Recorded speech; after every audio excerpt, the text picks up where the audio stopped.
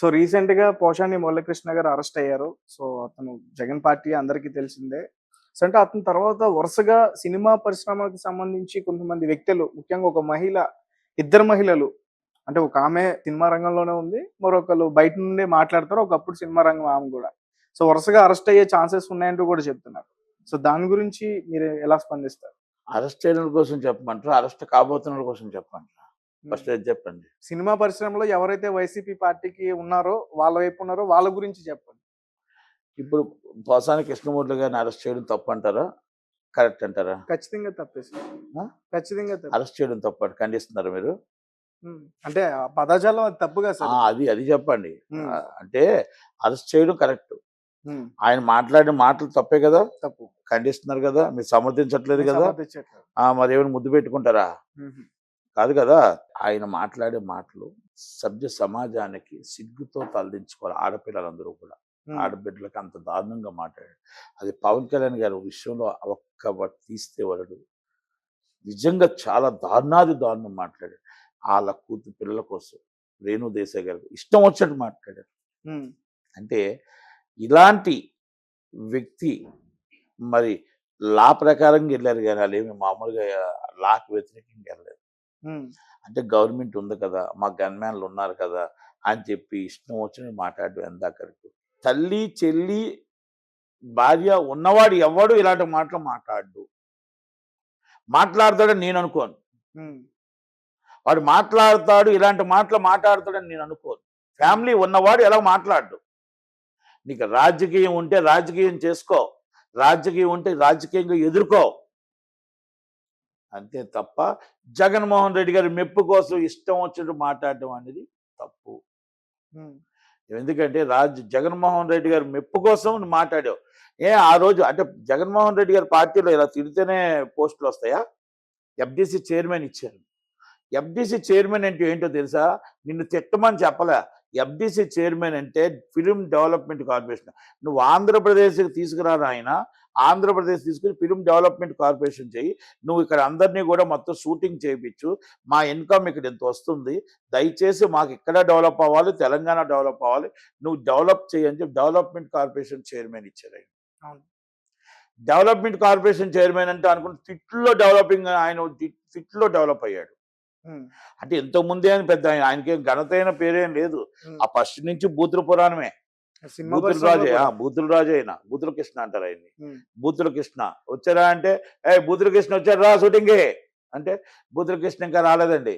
హ్మ్. డబ్బులు పంపించలేదా? డబ్బులు ఇంకా పంపలేదండి. డబ్బులు పంపించిన తర్వాత కారు ఎక్కుతానని చెప్పాడండి. హ్మ్. డబ్బులు ఇస్తే కారు ఎక్కుతాడు. ఆయన పేరే బూతుల కృష్ణ. హ్మ్. మాకు మెంటల్ కృష్ణనే మెంటల కదా తెలుసు. కృష్ణ, బూతుల కృష్ణ. బూతుల కృష్ణ అంటారు. హ్మ్. ఎందుకంటే నేను ఆయనతో సినిమాలు చేశాం కదా! మాకు తెలుసు కదా! హ్మ్. అది. ముందుకెళ్తే భయం, వెనక్కెళ్తే భయం. హ్మ్. ఆ! ఇటు ముందు గన్‌మ్యాన్ ఎట్టుకుంటాడు, వెనకాల గన్‌మ్యాన్ ఎట్టుకుంటాడు. ఇప్పుడు గన్‌మ్యాన్‌లు అంటే ఇప్పుడు వైసీపోళ్ళిచ్చారు. ప్రెజెంటా? ఇప్పుడు కాదు అప్పుడు వైసీపీ వైసీపీ మాకు గవర్నమెంట్‌లో. దాస్ అన్న టైంలో 2009లో చెప్తున్నాను. 2009 పీఆర్‌పీ అయిపోయిన తర్వాత హ్మ్. ఈయన పీఆర్‌పీని బయట తోసేశారు కదా! హుహు. తోసిన తర్వాత ముందు ఒక గన్‌మ్యాన్, వెనక ఒక ఈయన గన్‌మ్యాన్ పెట్టారు. పీఆర్‌పీలో ఉన్నారా ముందు? ఫస్ట్ పీఆర్‌పీలో హ్మ్. బీభత్సమైన బూతులు తిట్టాడు కదా! ఎవరిని? కేశినేని నాని గారిని. హ్మ్. అక్కడ ఉన్నోళ్ళందరిని తిట్టాడు. ఇప్పుడు వైసీపీ గవర్నమెంట్‌లో ఉన్న వాళ్ళందరిని గూడా. ఇక అది వైసీపీయా, టీడీపీ ఆయనతోని అవసరం లేదు. హ్మ్. ఆయనకు బూతులు తిట్టడమే ఆయనకొచ్చు. ఆళ్ళెవ్వలు ఏంటి అని అనవసరం. కూర్చున్నాడు పీఆర్‌పీలో కూర్చొని పీఆర్‌పీని కాస్త మూయించేసి బయటికెళ్ళిపోయాడు. హ్మ్. ఆయన ఎక్కడ ఏ పార్టీలో ఉన్నా ఆయనకంటూ ఆయన చిలకలూరిపేట సీట్ కూడా ఇచ్చారు పీఆర్‌పీ నుంచి. హుహు. చిలకలూరు ఎమ్మెల్యేగా పోటీ చేసారాయన. చేశారు. డిపాజిట్లు కూడా రాలేదు. హ్మ్. ఎందుకంటే ఆయనకు బూతుల రాజుకి ఇవ్వరు. బూతుల రాజుకి, బూతుల కృష్ణకి ఆయనకు ఓటెయ్యరు. ఇప్పుడు పీఆర్‌పీ పార్టీలో నుంచి ఆయన వెళ్ళిపోయారా? వీళ్ళే తీసేసారా? ఎవలు? అది ఆహ్, చిరంజీవి గారు చెప్పాలి. హ్మ్. ఆ బూతులు భరించలేక ఆయన అంటే నేను ఇంకోటి కూడా చెప్తున్నా. హ్మ్.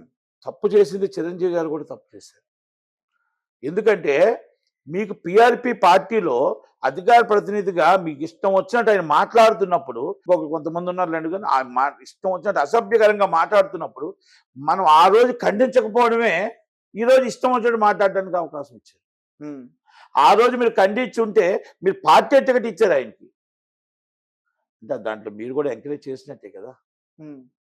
ఇప్పుడు అన్ని తిట్లు తిట్టి అంత అసభ్యకరంగా మాట్లాడిన వ్యక్తిని మీరు టికెట్ ఇచ్చి ఎంకరేజ్ చేశారు అంటే పార్టీలకు ఎక్కడికెళ్ళిపోతున్నాయి. అందుకే అక్కడ ఎంకరేజ్ చేశారు కాబట్టి ఇక్కడ ఇంకెక్కువ తిట్టడం మొదలు పెట్టాడు. ఓకే. సినిమాలు చేస్తున్నా గానీ ఒక రకంగా రాజకీయ కక్షలైతే మెగా ఫ్యామిలీ మీద అతనికుంది. మెగా ఫ్యామిలీగా ఉందా, మెగా ఫ్యామిలీ లేదా పక్కన పెడితే, హ్మ్. మనం ఆ రోజు టికెట్ ఆయన తిట్టిన తిట్లకు ఒకసారి యూట్యూబ్‌లో చూసుకోండి ఆ రోజుల్లో. హ్మ్. దానికి మళ్ళా చిలకలూరిపేట టికెట్ వచ్చింది. పవన్ కళ్యాణ్ గారిని తిట్టినందుకు ఎఫ్‌డీసీ చైర్మన్ వచ్చింది. ఇక్కడ ఇప్పుడు మనం చేస్తున్న ఆఫీస్ మూడో సందు బిల్డింగు. హుహు. మై హోమ్ భోజ ఫ్లాట్ వచ్చింది. రీసెంట్‌గానా? అదే గవర్నమెంట్‌లోనా? రీసెంట్ ఫ్లాటే. ఓకే. అంటే గవర్నమెంట్‌లో ఉంటప్పుడే. హ్మ్. మరి ఇక్కడి నుంచి అక్కడికి ఎలాగెళ్ళాడు? హ్మ్. ఫైబర్ నెట్‌లో స్కామ్ జరిగింది. ఈయన హ్మ్. పాత్ర ఏంటి? ఆ రోజు ప్రసాద్ ల్యాబ్‌లో మీటింగ్ పెట్టించింది ఎవరు? హ్మ్. ప్రెస్ మీట్ పెట్టించింది ఎవరు? హ్మ్. ఫైబర్ నెట్ చైర్మన్ తీసుకొచ్చింది ఎవరు? ఫైబర్ నెట్ ఎండీని తీసుకొచ్చింది ఎవరు? విజయ్ కుమార్ రెడ్డి సమాచార శాఖ కమిషనర్ అంటే ఎఫ్‌డీసీ కమిషనర్ తీసుకొచ్చింది ఎవరు? ఎఫ్‌డీసీ చైర్మన్ గా పెట్టింది మీటింగ్ ఏంటి? అది మొత్తం డబ్బులు దాంట్లో గవర్నమెంట్ ఫైబర్ నెట్ సొమ్ము ఎంత దారాదత్తం చేశారు? ఆ సినిమాలు కొన్న సినిమాల్లో ఫైబర్ నెట్ లో కొన్న సినిమాల్లో హ్మ్. ఆ సినిమా తీసినోడు ఫ్యామిలీ కూడా సినిమా చూడదు. సినిమా తీసినోడు ఫ్యామిలీ కూడా సినిమా చూడదు. అంటే అలాంటి సినిమాలు కొన్నారా? అలాంటి సినిమాలు కొని ఒక సినిమా 18 మంది చూశారు. ఒక 5-10 లక్షలు పోయాయి. అలాంటివి మొత్తం టోటల్‌గా దారాదత్తం చేశారు. ఆ స్కామ్ ఉంది దాంట్లో. ఇయన్నీ జీవీ రెడ్డి గారు దాన్ని ఎత్తి చూపాడు. హ్మ్. జీవీ రెడ్డి గారు మంచిగా ప్రతిదీ చేసి 100 కిలోమీటర్లు మొత్తం టోటల్‌గా వైరింగ్ ఏసాం, పైపులేసాం అన్నారు. హ్మ్. Fibre net. ఏసామని చెప్పి డబ్బులు దోచుకున్నారు. హ్మ్. అక్కడ అసలు ఒక కిలోమీటర్ కూడా ఎయలేదు. అలాగే అక్కడ సబ్ కాంట్రాక్టర్‌కి ఎవరికీ పేమెంట్లు ఇవ్వలేదు. హ్మ్. ఇచ్చినట్టు అక్కడ కనబడుతుంది. 600 మంది ఉద్యోగాలు ఉన్నాయన్నారు. 600 మంది ఉద్యోగాలు లేకుండానే ఉద్యోగాలు డబ్బులు ఇస్తున్నారు. అయన్నీ ఎండీ గారికి చెప్తే, ఏవండీ ఐఏఎస్ ఆఫీసర్ గారు, ఇంత అవినీతి జరిగింది, ఇంత కుంభకోణాలు జరిగాయి. దయచేసి దీని మీద ఎంక్వైరీ చేసి వీళ్ళందరి మీద ముందు కేసు రిజిస్టర్ చేయండి. వీళ్ళందరినీ డిబార్ చేయండి అని అడిగాడు ఆయన. హ్మ్. ఆయన అడిగింది తప్పేం అడగలే. 3 నెలలు పట్టించుకోపోతే ఆయన అప్పుడు ప్రెస్ మీట్ పెట్టి నేను చైర్మన్ గా ఉన్నాను, ఇన్ని అవకతవకలు జరుగుతున్నా కూడా ఐఏఎస్ ఆఫీసర్ దాంట్లో గ్రూప్ 1 ఆఫీసర్లు ఎందుకు పట్టించుకోవట్లేదు, దీంట్లో ఎవరి భాగాలు ఏంటి అని అడిగాడు. హ్మ్. దానికోసం చంద్రబాబు నాయుడు గారు ఆయన మందలించడం, ఆయన మనం చూసి చూడనట్టు వెళ్ళిపోవాలమ్మా అంటే, సార్ నేను చూసి చూడనట్టు బొత్త విగ్రహంలో నేను ఉండలేను, నేను చూసింది చూసినట్టే చెప్పగలుగుతాను కనుక దయచేసి ఈ పోస్ట్ నాకొద్దు, హ్మ్. మీ పదవి నాకొద్దు సార్ అని సభ్యత్వానికి కూడా రాజీనామా చేసి దండం పెట్టాడు. టీడీపీకి. అంతే కదా. హ్మ్. అది నిజాయితీ అయింది. పోసాని కృష్ణమురళి మీద ఎందుకు ఎంక్వైరీ చేయట్లేదు? దీని మీద ఫైబర్ నెట్ లో జరిగిన అవినీతికి, ఎఫ్‌డీసీలో జరిగిన దానికి విజయ్ కుమార్ రెడ్డి, పోసాని కృష్ణమురళి మీద ఎందుకు మీరు చేయట్లేదు? సుమోటోగా తీసుకొని ఎందుకు ఎంక్వైరీ చేయట్లేదు సార్ అనేది నా డిమాండ్. రెండోది, ఆయన అసభ్యకరంగా తిట్టాడా, లేకపోతే ఇంకోటి తిట్టాడా? రెడ్ బుక్ రాజ్యాంగం నడుస్తుందా? రెడ్ బుక్ రాజ్యాంగం నడిచినా ఏమి నడిచినా యాజ్ పర్ లా చట్టం ప్రకారం అరెస్ట్ చేశారు, చట్టం ప్రకారం లా ప్రకారం రిమాండ్ చేశారు.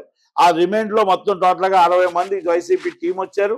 ఈయన senior advocate and most and important advocate and Ponnala Sudhakar Reddy గారు వచ్చారు. అందరూ ఆర్గ్యుమెంట్స్ చేసినా రిమాండ్ ఈజ్ కరెక్ట్ అని చెప్పి రిమాండ్ చేశారు. బెయిల్ కోసం తర్వాత విషయం అండి. అంటే ఇది కరెక్ట్ గా ఉండబట్టే కదా రిమాండ్ చేశారు. దాంట్లో ఇక తప్పే ఉంది? దాంట్లో రెడ్ బుక్ రాజ్యాంగం ఏముంది? లా ప్రకారం వెళ్తుంది, చట్టం ప్రకారం వెళ్తుంది. దాంట్లో తప్పెందుకు? ఏ బుక్ అయినా చట్టం ప్రకారం వెళ్తుంది కదా. మరి దాంట్లో తప్పని ఎందుకు కడతాం మనం? Right sir. సార్ మెగా ఫ్యామిలీని టార్గెట్ చేసి పవన్ కళ్యాణ్ ఎప్పుడైతే అతను ఆ రకంగా మాట్లాడాడో, దాని తర్వాత నుంచి అసల సినిమా అవకాశాలు తగ్గిపోయినాయి. ఈతనే వేరే వాళ్ళకి ఫోన్ చేసి అడిగే స్టేజ్‌కొచ్చేసాడు. అడగడు. హ్మ్. ఆ క్యారెక్టర్ ఆ కాదు విషయం అతనిది. ఆ క్యారెక్టర్ కాదు. మనం మంచి చెప్పాలి, చెడు చెప్పాలి. ఆ హ్మ్. క్యారెక్టర్ కాదు. కానీ పాత అడుక్కునే క్యారెక్టర్ అతనికి కాదు. ఇంకొకరి దగ్గరికి వెళ్ళి నాకు క్యారెక్టర్ ఇవ్వండి అనే క్యారెక్టర్ కాదు. నాకు వేషం ఇవ్వండి అనే క్యారెక్టర్ కాదు. నాకు నాకు రైటర్ అవకాశం ఇవ్వండి అని కూడా క్యారెక్టర్ కాదు. ఒక డిఫరెంట్ క్యారెక్టర్, మెంటల కృష్ణ క్యారెక్టర్ అది. అవసరం అయితే ఆయనే ఒక సబ్జెక్ట్ రాసుకొని ఆయనే ఇంకో మెంటల కృష్ణ సినిమా తీస్తాడు అంతే. తప్ప ఇంకొకరు పాత్రలు అయితే తగ్గిపోయినాయి.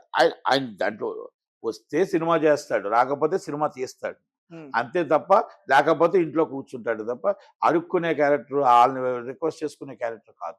అందుకే మన ఏ మాటకు ఆ మాటే చెప్పాలా. మనం ఊరికే ఏదో ఆయన అన్నాడు కదా అని చెప్పేసి మనం వన్ సైడ్ కాదు కదా.